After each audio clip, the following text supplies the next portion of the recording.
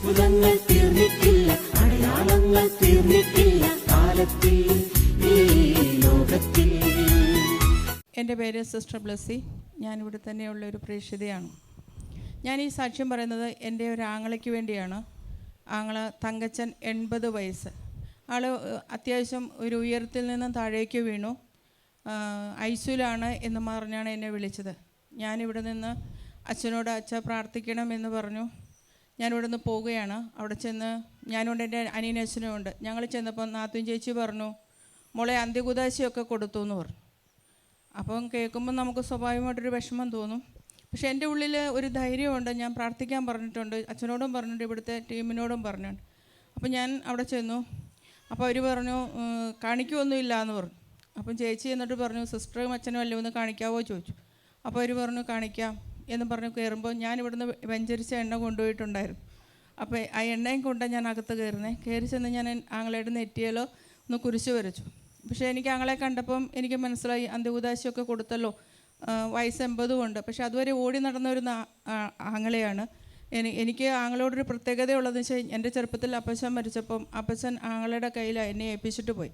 അപ്പോൾ അത് കാരണം എനിക്ക് ആളോടൊരു അപ്പൻ്റെ സ്നേഹമാണ്. അപ്പോൾ അവർ പറഞ്ഞു, സിസ്റ്ററെ വേറെ എവിടേക്കെങ്കിലും കൊണ്ടുപോക്കോ, നമുക്കൊന്നും ചെയ്യാൻ പറ്റില്ല എന്ന്. പ്രിയപ്പെട്ടവരെ, ഞാൻ സത്യത്തിൽ വിഷമിച്ചു.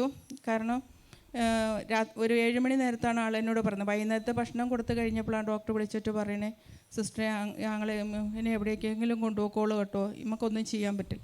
ഞാനപ്പോൾ തന്നെ അച്ഛനൊരു വാട്സപ്പിൽ മെസ്സേജ് ഇട്ടു, അച്ഛാ പ്രാർത്ഥിച്ചോളൂ, സീരിയസ് ആണെന്ന് പറഞ്ഞ്. അത് കഴിഞ്ഞ് പിന്നെ എനിക്കറിയാവുന്ന കുറച്ച് പേരോടും പറഞ്ഞു. അത് കഴിഞ്ഞ് ഞാൻ രാത്രിയിൽ എന്ത് ചെയ്തെന്ന് വെച്ച് കഴിഞ്ഞാൽ, എനിക്കറിയാം ഇവിടെ പ്രാർത്ഥിച്ചിട്ടുണ്ട്. അപ്പോൾ ആ ദിവസങ്ങളിൽ ഇവിടെ കുർബാനയിലൊക്കെ അച്ഛൻ പ്രാർത്ഥിച്ചു എന്ന് ഞാനിവിടെ വന്നപ്പോൾ പറഞ്ഞു.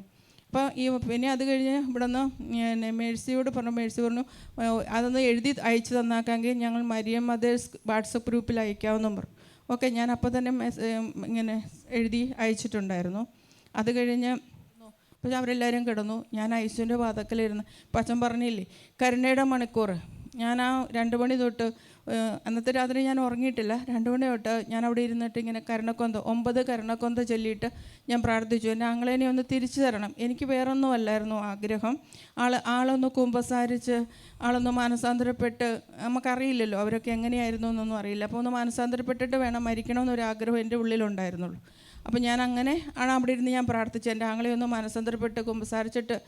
പിന്നെ അപ്പോൾ എന്നോട് ചെന്നപ്പോൾ ആൾ ഇങ്ങനെ കിടക്കുന്ന കണ്ടാൽ നമുക്കറിയാം അത്രയും വയ്യാണ്ടാണ് കിടക്കുന്നത്. അപ്പോൾ എന്നോട് ഇങ്ങനെ പതിയെ പറഞ്ഞു, എൻ്റെ മോൻ്റെ കല്യാണം കാണണമെന്ന് ആഗ്രഹമുണ്ടെന്ന് പറഞ്ഞു. അപ്പോൾ ഞാൻ ആളോട് പറഞ്ഞു, മോൻ്റെ കല്യാണം മാത്രമല്ല മക്കളെയും കൂടെ കണ്ടിട്ടേ പോവുള്ളൂ എന്ന് പറഞ്ഞു. പക്ഷേ ഞാനത് പറയുമ്പോൾ എൻ്റെ ഉള്ളിൽ ഈ പ്രാർത്ഥനയുടെ ശക്തമായ ഒരു മധ്യസ്ഥ പ്രാർത്ഥനയുണ്ട്.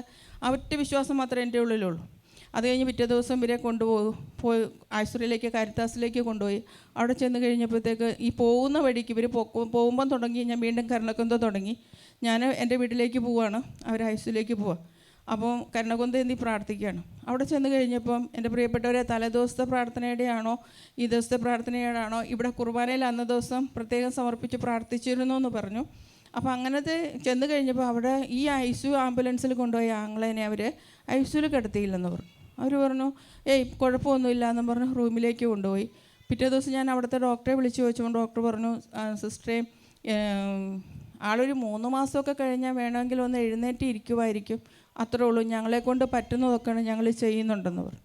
പ്രിയപ്പെട്ടവരെ, ഇപ്പം ഞാനിത് പറയുന്നത് 3 മാസം ആകുക ഈ ഏപ്രിൽ 15-ാം തീയതിയാണ്. പക്ഷേ എൻ്റെ ആങ്ങള മിനിഞ്ഞാന്ന് ഈ ശനിയാഴ്ച എഴുന്നേറ്റു എന്ന് മാത്രമല്ല, പള്ളിയിൽ പോയി കുമ്പസാരിച്ചു, കുർബാന സ്വീകരിച്ചു.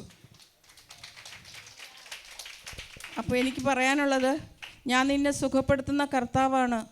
അല്ലെങ്കിൽ വിശ്വാസത്തോടു കൂടിയ പ്രാർത്ഥന രോഗിയെ സുഖപ്പെടുത്തും. സഭ നമുക്ക് വേണ്ടി പ്രാർത്ഥിച്ചുകൊണ്ടിരിക്കുന്നു. നിങ്ങൾ വചനങ്ങളിലൂടെ കടന്ന് വിശ്വസിച്ച് വരികയാണെങ്കിൽ എനിക്ക് ഉറപ്പാണ്, ഇപ്പം ചേച്ചി പറഞ്ഞ പോലെ അല്ലേ, ഇവിടുന്ന് വെഞ്ചരിച്ച എണ്ണ അതിനൊരു അത്ഭുതകരമായൊരു കഴിവുണ്ട് എന്ന് ഞാൻ വീണ്ടും പറയും. ഞാൻ 1, 2, 3 സാക്ഷ്യങ്ങൾ പറഞ്ഞുണ്ട്. പക്ഷേ ഞാൻ അവിടെ ചെന്ന് കഴിഞ്ഞപ്പോൾ നെറ്റിയിൽ പുരട്ടി കൊടുത്തിരുന്നു. ഒരു കുരിശ് വരച്ചിട്ടാണ് ഞാൻ ഇറങ്ങി വന്നിരുന്നത്. എനിക്ക് തോന്നുന്നില്ല അന്ത്യകുദാശയിൽ നിന്നും എല്ലാം രക്ഷപ്പെടുത്തി ആൾ പള്ളിയിൽ പോയി, വണ്ടിയിൽ കയറി, വീട്ടിൽ നിന്ന് കുറച്ചധികം ദൂരമുണ്ട് പള്ളിയിലേക്ക്, വണ്ടിയിൽ കയറി ഇരുന്നു. അവിടെ പോയി കുർബാനയിൽ മുഴുവൻ പങ്കെടുത്തു, കുമ്പസാരിച്ചു, തിരിച്ച് വീട്ടിൽ വന്നു. തന്നു എന്ന് പറഞ്ഞു. പ്രേസ്തലോട് പ്രാർത്ഥിച്ച അച്ഛനും പിന്നെ ഇവിടെ മരിയം മദേഴ്സ് വാട്സപ്പ് ഗ്രൂപ്പിലുള്ളവർക്കും പിന്നെ എൻ്റെ പ്രിയപ്പെട്ട സിസ്റ്റേഴ്സിനും പിന്നെ ഇവിടെയുള്ള എല്ലാ പ്രേക്ഷിതർക്കും ഒരുപാട് നന്ദി. പിന്നെ എൻ്റെ പ്രാർത്ഥന കേട്ട എൻ്റെ ഈശോയ്ക്ക് ആരാധനീയ സ്തുതി. ദൈവത്തിന് നമ്മുടെ ജീവിതത്തിൽ പ്രവർത്തിക്കാൻ പറ്റാതായിട്ട് ഒരു കാര്യമില്ല. ദൈവത്തിനൊന്നും അസാധ്യമല്ല. അതുകൊണ്ട് നമ്മൾ ബ്ലൈൻഡായിട്ട് അന്ധമായിട്ട് കണ്ണും പൂട്ടി നമ്മൾ വിശ്വസിച്ചാൽ പല അത്ഭുതങ്ങളും നമ്മുടെ ജീവിതത്തിൽ കുടുംബത്തിൽ വിശ്വസിക്കാൻ പറ്റാത്ത വിധത്തിൽ ഉള്ള അത്ഭുതങ്ങൾ സംഭവിക്കാം. ഹല്ലേലൂയ. കാരണം എന്താണെന്ന് വെച്ചാൽ നമ്മൾ യേശുവിൻ്റെ അപ്പസ്തോലന്മാരായിട്ട് ശുശ്രൂഷ ചെയ്യാൻ വേണ്ടിയാണ്, ഈ കാലഘട്ടത്തിൽ യേശുവിനെ പ്രഘോഷിക്കാൻ വേണ്ടി. ഹല്ലേലൂയ. എൻ്റെ ആങ്ങളയ്ക്ക് 9 വാരിയലും ഒടിഞ്ഞു, നട്ടിൽ 3-4 നട്ടലും ഒടിഞ്ഞ്, വാരിയൽ ശ്വാസകോശത്തിലേക്ക് കുത്തിക്കയറി, ന്യൂമോത്തോറാക്സ് അത് ശ്വാസകോശത്തിൽ എയർ കയറലും അങ്ങനെ കുറേ സംഭവങ്ങളുള്ള ഒരാളാണ് കേട്ടോ. വീണു എന്നുള്ളൊരു നിസ്സാരമല്ല, അത്രമാത്രം സീരിയസ് കണ്ടീഷനിലുള്ള ഒരാങ്ങളെയാണ് ഈ സൗഖ്യപ്പെട്ടിരിക്കുന്നത്. Praise the Lord. ഹല്ലേലൂയ.